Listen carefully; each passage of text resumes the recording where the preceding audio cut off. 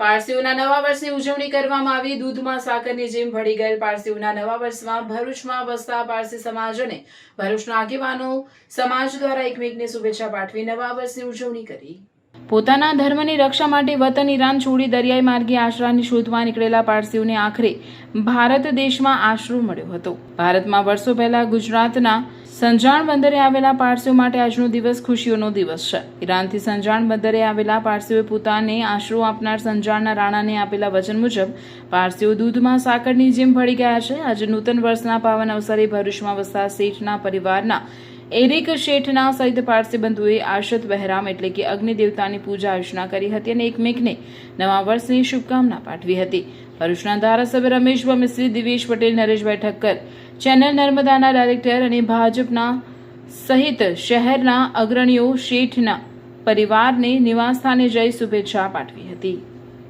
આજે અમારા પારસી ધર્મનું નવું વર્ષ છે અને આજે ઇન્ડિપેન્ડન્સ ડે પણ છે।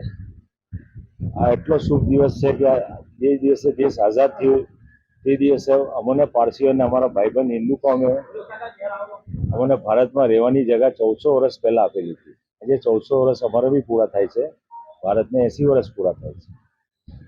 1400 વર્ષ પહેલા અમે આવેલા ત્યારે નરેશ જાદી રાણા કરીને એક રાજા હતા સંજાનમાં। એમને અમારી પાસે 2-4 શરત લીધી, તે હિસાબે અમને રહેવાનું અહીંયા જગ્યા આપી। પહેલી શરત એ હતી કે તમે કોઈ બી ધર્મ તમારું બદલતા નહીં, યા તો કોઈ અમારા માણસને તમારા ધર્મમાં લેતા નહીં। તે આજ સુધી અમે ધર્મને પાલન રાખ્યું છે અને કોઈ બી માણસને, કોઈ બી હિન્દુ ધર્મને, કોઈ મોમેડનને અમારા ધર્મમાં લીધા નથી। બીજું કે તમારું ધર્મનું મંદિર 11 જે અમે કહીએ છીએ તેને કોઈને બતાવશો નહીં, તાકી કોઈનું મન થાય ને પછી અમારા ધર્મમાં આવવાનું કોશિશ નહીં કરે। બીજું આજે આ ઇન્ડિપેન્ડન્સના સારામાં સારા દિવસે અમારોને ભારત માતાની જે જન્મભૂમિ છે અમારા માટે આજ સુધી સારામાં સારી છે। અમે એના ઋણી છે, અમે એનું ઋણ ચૂકવી શકતા એવો બી નથી। અમે ઋણ ચૂકવવા માટે કંઈ બી કરવા માટે અમે તૈયાર છે। જે આજનો દિવસ જે બહુ શુભ છે તેના માટે તમને બધાને આભાર। તમે અમને સારી રીતે રાખ્યા, ભાઈબંધ કોમે અમને સારી રીતે રાખ્યા, તેના માટે સૌથી મોટો આભાર તમારો।